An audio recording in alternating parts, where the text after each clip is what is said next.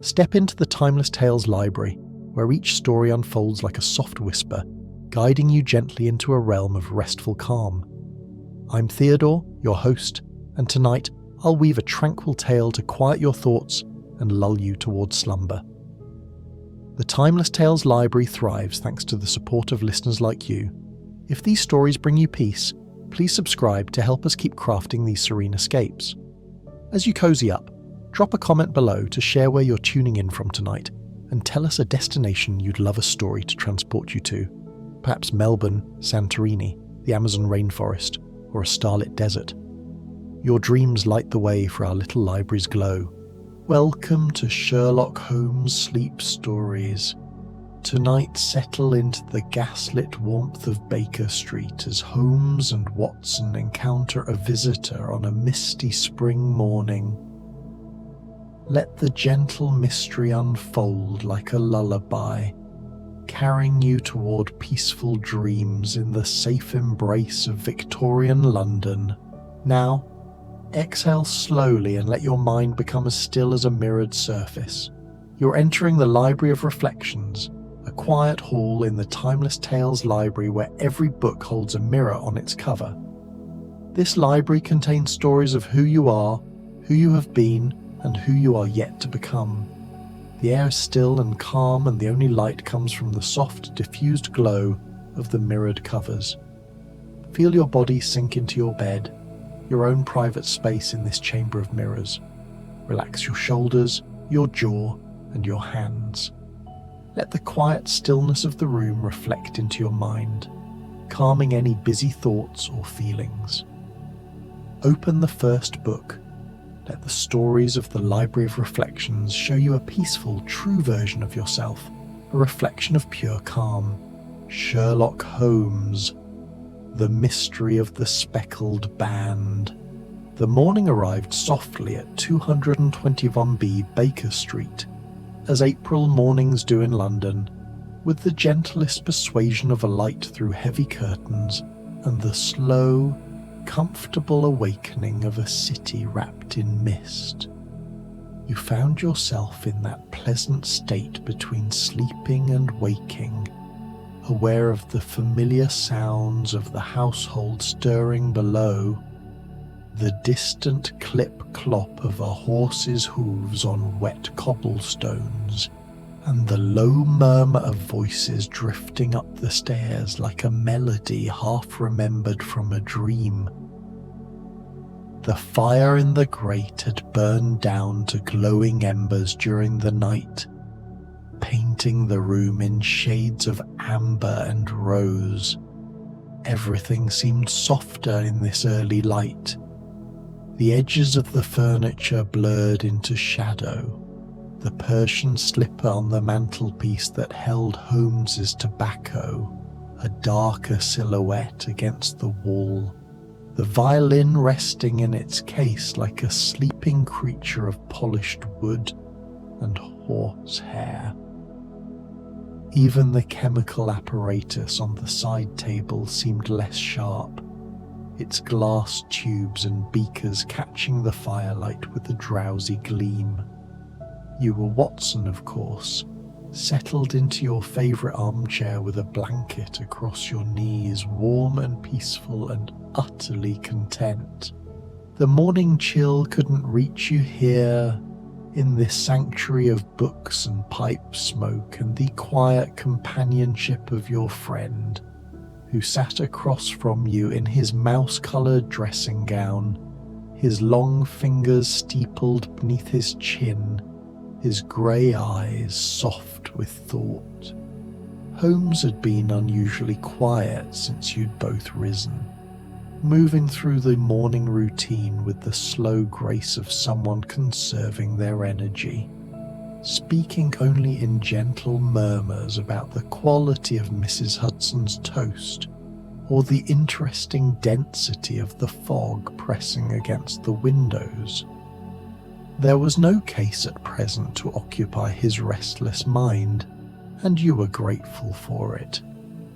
These peaceful interludes were rare and precious, Moments when the great detective could simply exist without the fever of pursuit, without the need to pit his intellect against the criminal minds of London.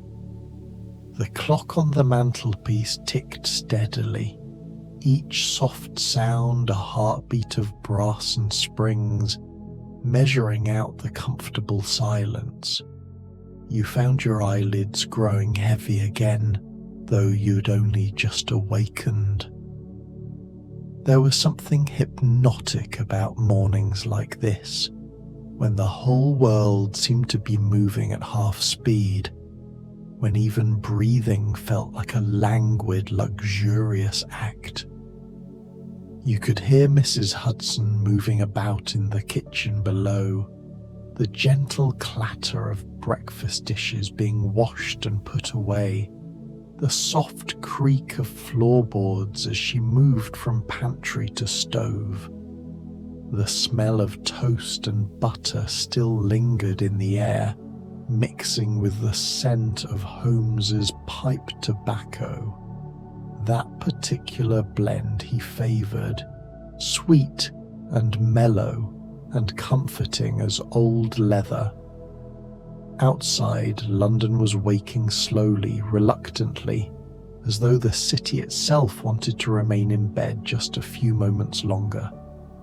The fog pressed thick against the window panes, turning the world beyond into a watercolour painting of greys and whites and the palest gold where the sun tried to break through. You watched it swirl and eddy, forming shapes that dissolved as soon as you tried to focus on them. A face, a tree, a distant spire, all melting back into formlessness. It was mesmerizing, this slow dance of vapor and light, and you felt yourself drifting with it, your thoughts becoming as soft and shapeless as the mist itself. A knock came at the door, not urgent or harsh, but gentle, almost apologetic. Mrs. Hudson's voice drifted up, soft as silk. "A young lady to see you, Mr. Holmes. She seems quite distressed, though trying to hide it, poor dear. Shall I send her up, or would you prefer to see her later?" Holmes rose with fluid grace, moving to the window to peer down at the street below through a gap in the curtains. You could see his profile silhouetted against the foggy light, the sharp nose, the keen eyes, the thoughtful set of his mouth. He stood there for a long moment, simply observing, before turning back to the room with a small nod. "Show her up, Mrs. Hudson," he said quietly, "and perhaps some tea. The morning is rather cold, and I suspect our visitor has been travelling. Something warming would do her good."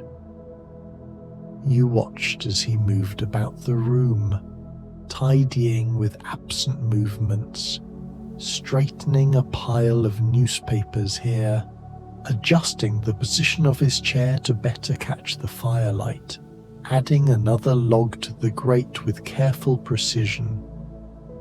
The flames licked upward, painting dancing shadows across the wallpaper, and the room grew warmer still. The new log crackled and popped, releasing the sweet scent of burning oak, and a shower of sparks rose up the chimney, like tiny orange stars ascending to their celestial home. Holmes returned to his chair and settled into it with a sigh of contentment, crossing his long legs and resting his chin on his hand. He looked, in that moment, like a man completely at peace with the world, ready to receive whatever the day might bring without anxiety or impatience. It was one of his most remarkable qualities, this ability to be utterly still, utterly present, when the situation called for it. The young woman who entered moved like a ghost, wrapped in a grey travelling cloak that whispered against the doorframe. Her face was pale but lovely in the diffused morning light, her dark eyes holding shadows that spoke of sleepless nights and quiet worry. She was perhaps 30, with the bearing of good breeding and the slight tremor of hands that had known some recent shock. Her hair was dark and pinned up beneath a small hat, and a few tendrils had escaped to curl softly against her neck. She paused in the doorway, uncertainty written across her features. "Miss Helen Stone," she introduced herself, her voice barely above a whisper, as though she feared disturbing the morning's peace. "I hope I haven't called too early. I've travelled from Surrey. You see, from Stoke Moran, and I didn't know where else to turn. My situation is most peculiar, and I fear I may be in some danger, though I can scarcely believe it myself." Holmes guided her to the chair nearest the fire with a gentleness you'd rarely seen in him, his movements slow and reassuring. He took her cloak and hung it carefully on the stand by the door, then returned to help her settle into the seat, adjusting a cushion behind her back with the care of a nurse tending a patient. "You are quite safe here," he said, and something in his tone made even you relax further into your seat. "There is no urgency that cannot wait while you warm yourself. You have come a long way, and the morning is cold. Watson, would you pour?" The ritual of tea-making became a meditation. The soft clink of china, the gentle glug of liquid pouring from the pot, the sweet steam rising in lazy spirals toward the ceiling.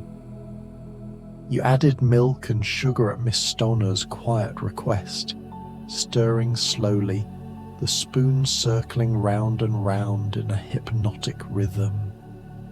Miss Stoner accepted her cup with both hands, as though drawing warmth and courage from the porcelain itself. She cradled it close to her chest, and you watched the steam rise to touch her face like a gentle caress.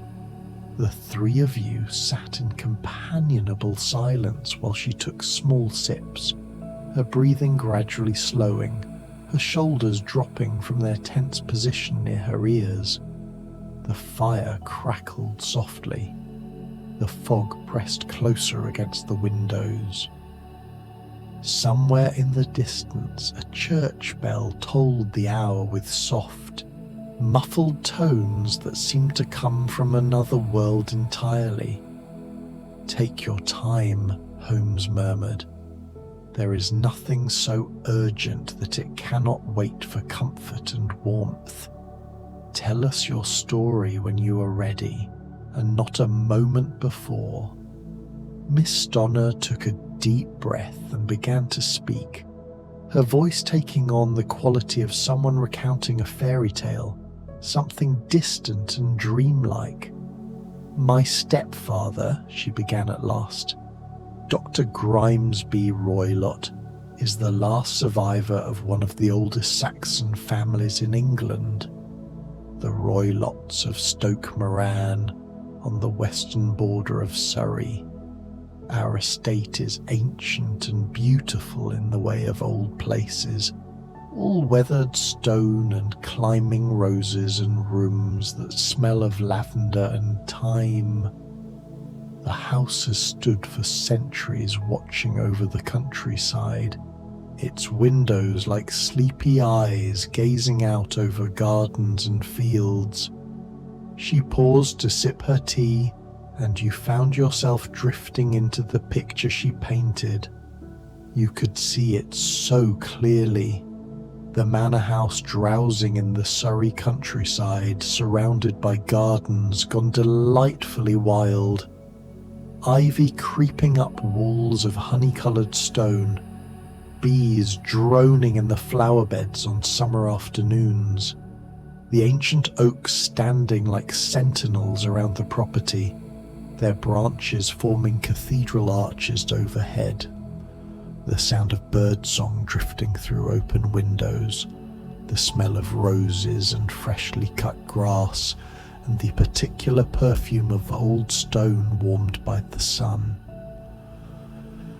My mother married Dr. Roylott when my twin sister Julia and I were but 2 years old, Miss Stoner continued softly. Our father had died, you see, and mother was young and alone. Dr. Roylott had been a medical man in India, serving in Calcutta, where he had met mother during his time there. He seemed kind enough at first, or so I have been told. But India changed him, or perhaps revealed what had always been there beneath the surface. He became violent and difficult, got into terrible quarrels, and was eventually sent back to England. She stared into her teacup as though reading the leaves at the bottom, searching for answers in their scattered pattern.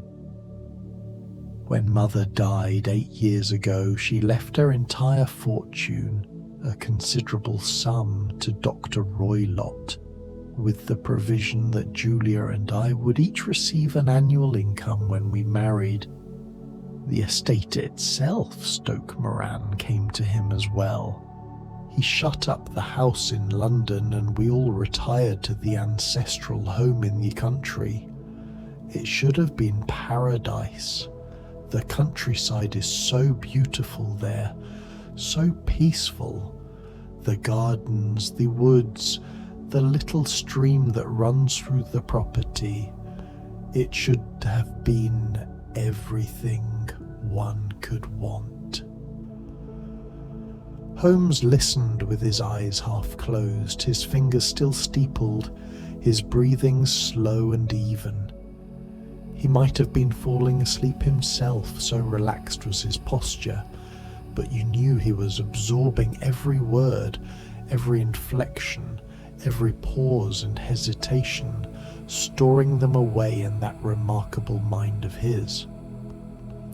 But my stepfather has become increasingly reclusive and strange, Miss Stoner said.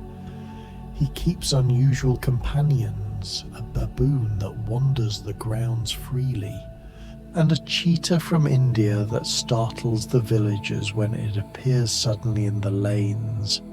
He has no friends, speaks to no one, and when he does venture into the village, he often gets into terrible arguments that sometimes end in violence. The locals fear him, and we have become quite isolated. She set down her teacup with trembling hands and continued. 2 years ago, my twin sister Julia was to be married. She was so happy, so full of plans and dreams for her future. Her wedding was to take place within the fortnight, but one night she came to my room, unable to sleep. She had been disturbed by some sound she could not identify. She spoke of a low whistle in the darkness, a sound that came from the passage between our bedrooms in the dead of night.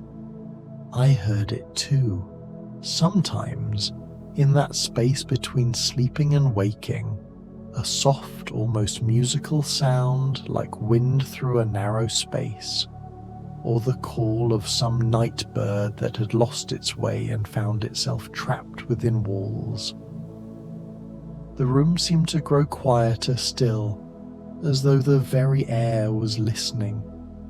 Outside, the fog swirled in slow eddies, and you found your attention drawn to it again, to the way it moved and shifted like something alive, something dreaming.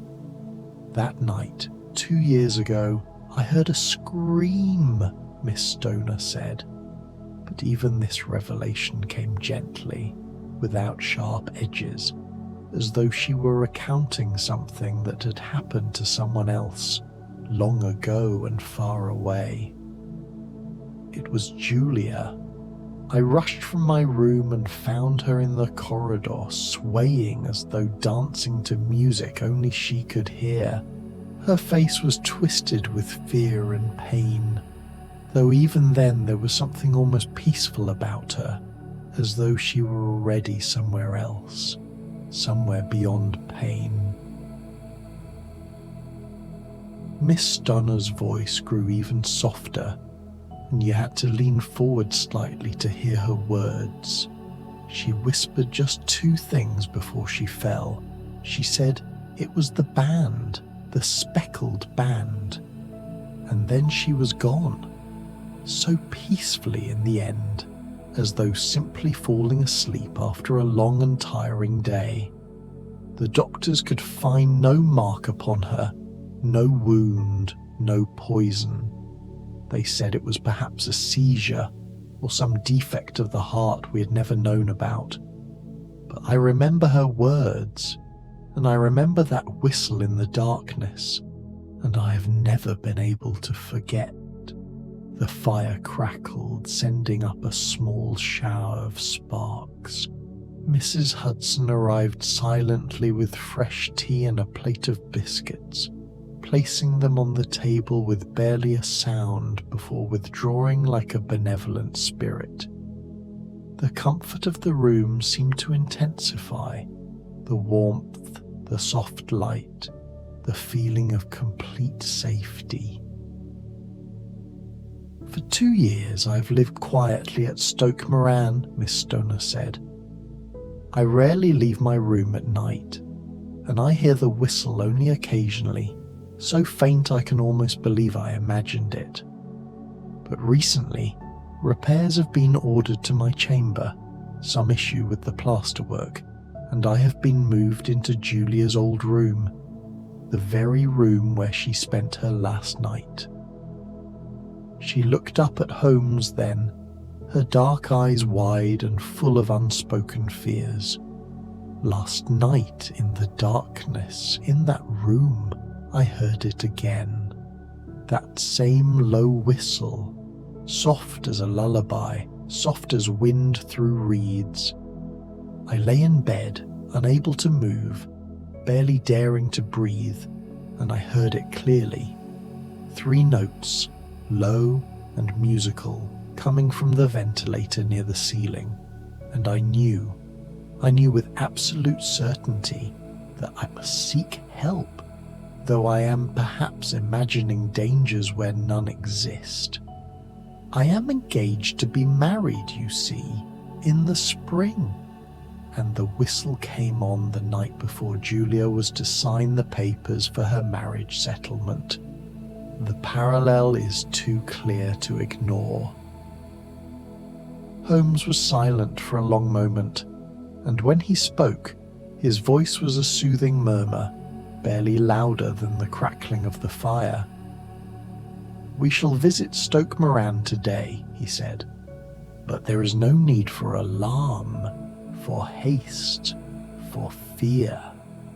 Whatever mysteries exist, they exist in daylight as well as darkness, and they can be unravelled with patience and care. These things always can. The truth has a way of revealing itself to those who watch and wait with proper attention. You have done well to come here, and we shall see this matter through to its conclusion." After Miss Stone had departed to rest at her aunt's house, you and Holmes prepared for the journey. The morning stretched before you like a long, pleasant dream, and there was time enough for everything. Holmes smoked a pipe while gazing out at the fog, and you read the morning papers, though the words seemed to blur together in the gentle light. The world felt suspended, waiting, peaceful, The journey to Surrey unfolded like turning the pages of an illustrated book.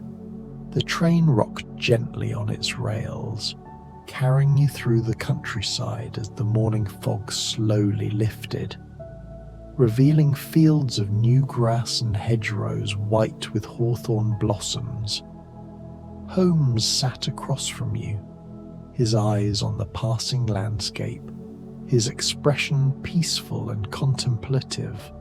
The countryside rolled by in waves of green and gold, farms and forests, tiny villages clustered around church spires, rivers winding through valleys like silver ribbons. You watched the world slide by, cottages with smoke rising lazily from their chimneys, a farmer leading his horse through a gate, a line of sheep moving like clouds across a hillside. Everything seemed to be moving at the perfect pace, unhurried and serene, as though the universe itself had decided that today would be a day of gentleness and slow revelations. Children played in a village green, their laughter drifting through the open window of the train car. An old woman sat on a bench, knitting peacefully in the sun. The train swayed and rocked, the rhythmic sound of wheels on rails creating a lullaby all its own.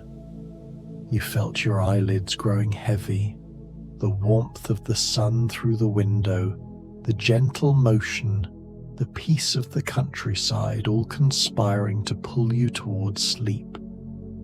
But you resisted, wanting to see Stoke Moran, wanting to witness whatever revelations the afternoon might bring.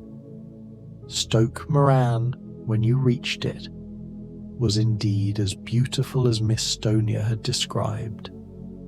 The old manor house sat amid ancient oaks and elms, their branches forming a canopy of soft green light. The stone walls were warm in the afternoon sun, covered in climbing roses just beginning to bloom, their petals unfurling like sleepy eyelids. The house was built in the shape of a U, its weathered stones the colour of honey and cream, its windows reflecting the sky like drowsy eyes. Parts of it were clearly very old, medieval perhaps, while other sections showed the additions of later centuries.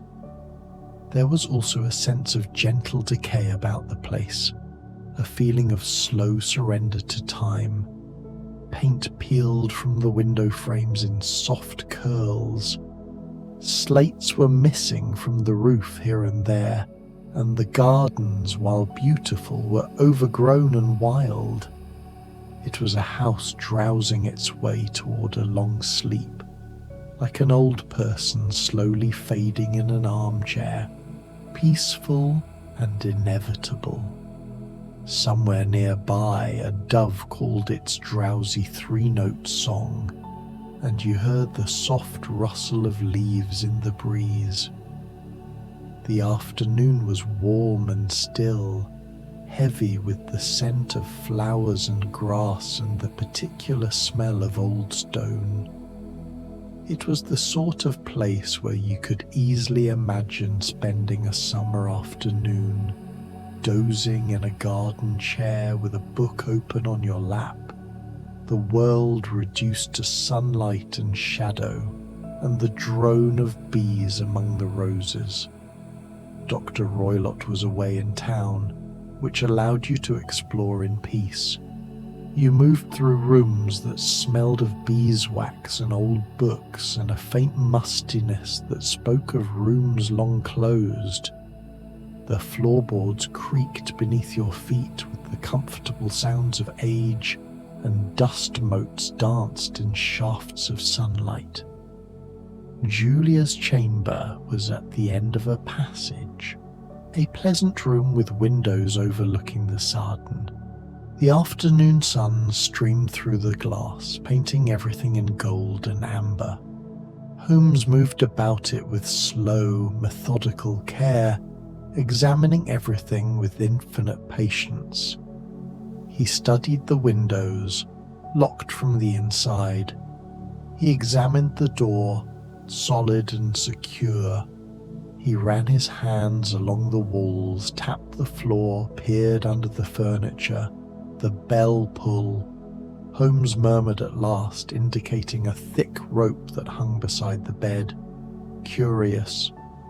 He pulled it gently, and no bell rang anywhere in the house. It appears to be a dummy connected to nothing. And here, he continued, pointing to a small ventilator near the ceiling, this opening does not lead outside. If you look at the architecture, you can see it opens into the adjoining room. Most unusual.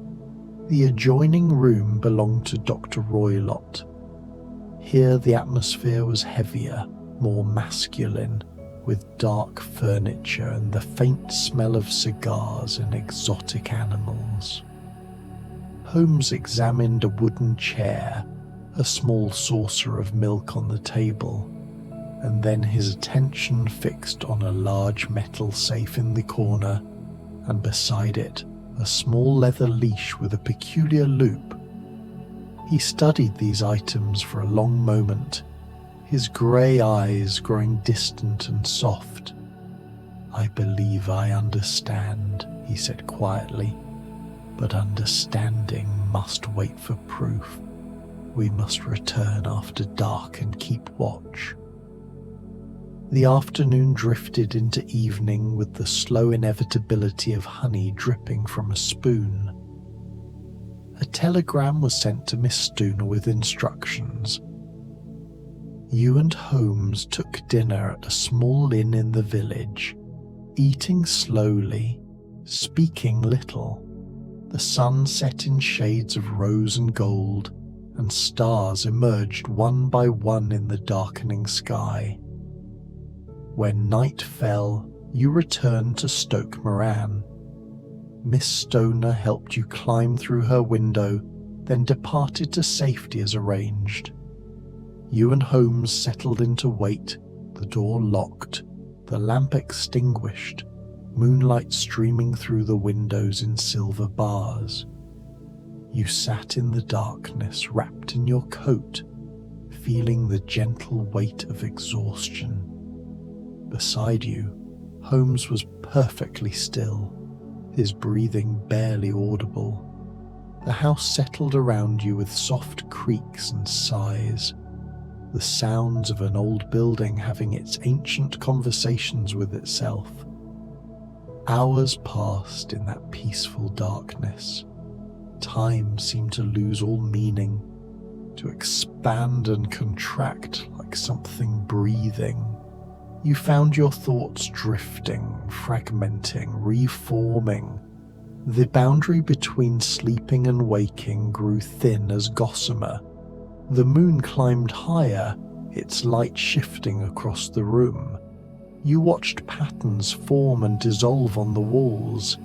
Outside, an owl called, a soft, questioning sound. You thought of nothing and everything, your mind wandering through memories like a hand trailing through water. Then, so soft you almost missed it, a sound. A gentle glow appeared in the ventilator above, faint as starlight, and with it came that whisper, a low, musical whistle, soft as wind, soft as memory. 3 notes, low and pure, hanging in the darkness. Holmes moved with liquid grace, rising without a sound, and suddenly his cane was in his hand and he was striking at something in the ventilator. Once, twice, 3 times. Sharp blows followed by a strange hissing and then a cry from the adjoining room, muffled and distant. "It is over," Holmes said quietly, his hand on your shoulder, warm and reassuring. "Come, Watson, we must see what we have caught." You lit the lamp with trembling hands and made your way to Dr. Roylott's room. Inside, you found him seated in his chair, his face strangely peaceful despite everything. Around his brow, like a terrible crown, was coiled a peculiar yellowish band with brownish speckles, a snake, the swamp adder of India, the deadliest serpent known. Holmes approached carefully and returned the creature to the safe using his cane. He trained it to climb through the ventilator, Holmes said softly, his voice taking Oz's quality of someone telling a bedtime story. He would send it at night, calling it back with his whistle. It was meant to bite Miss Stoner as it had bitten Julia 2 years ago, leaving no mark, appearing as natural death. He killed once for inheritance and would have killed again. But tonight, when I struck at the creature, I drove it back in anger, and it struck its master instead. There is a symmetry in it, Watson. He sent death into the darkness, and death returned to him. You felt no horror, only a deep, peaceful sense of rightness, of circles closing, of puzzles solved. In the lamplight, even this scene seemed distant and dreamlike. The necessary arrangements were made quietly. Servants were roused. Messages were sent. Miss Stoner was told the danger had passed, and she wept with relief before returning to sleep, the deep, dreamless sleep of someone whose nightmare has finally ended. You and Holmes departed into the night that was already becoming morning. The sky was just beginning to pale in the east, and the first birds were singing. You walked through gardens where everything smelled of dew and new beginnings. The journey back to London unfolded in reverse. Sunrise instead of sunset, the world waking instead of sleeping. But you felt wrapped in the peace of resolution, and you dozed against Holmes's shoulder as the train rocked homeward. Miss Stoner would marry in the spring. Stoke Moran would become hers, and she would fill it with light and laughter and the voices of children. The old house would forget its darkness and remember only sunshine and roses and summer afternoons, and you and Holmes would return to Baker Street, to your chairs by the fire, to your comfortable silence. The mystery would become memory, then story, then dream, fading into softness like everything fades, becoming gentle with time. The cab took you through London's waking streets. Mrs. Hudson greeted you at the door, and you climbed the familiar 17 steps with legs heavy as lead. The fire had been lit and the rooms were warm and welcoming. You settled into your chair and wrapped the blanket around your knees. Holmes moved about, putting away his coat, and then you heard the soft sound of his violin case opening, the gentle tuning of strings.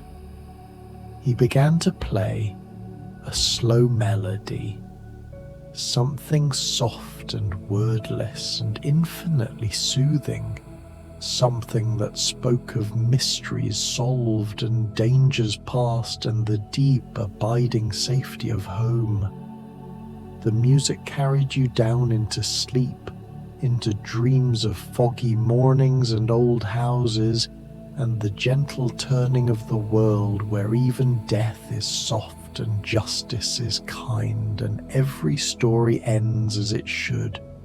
You are back where you began, in that perfect moment of early morning, warm and safe and drowsy. The fire glows softly. The fog wraps around Baker Street like a blanket. Holmes's violin sings its lullaby. Sleep now, sleep peacefully. All mysteries are solved. All dangers are past. You are safe in Baker Street, safe in the amber light, safe in the soft arms of dreams. The violin plays on, softer and softer, until it is barely a whisper, barely a breath. The music becomes the sound of your own breathing, slow and even and peaceful.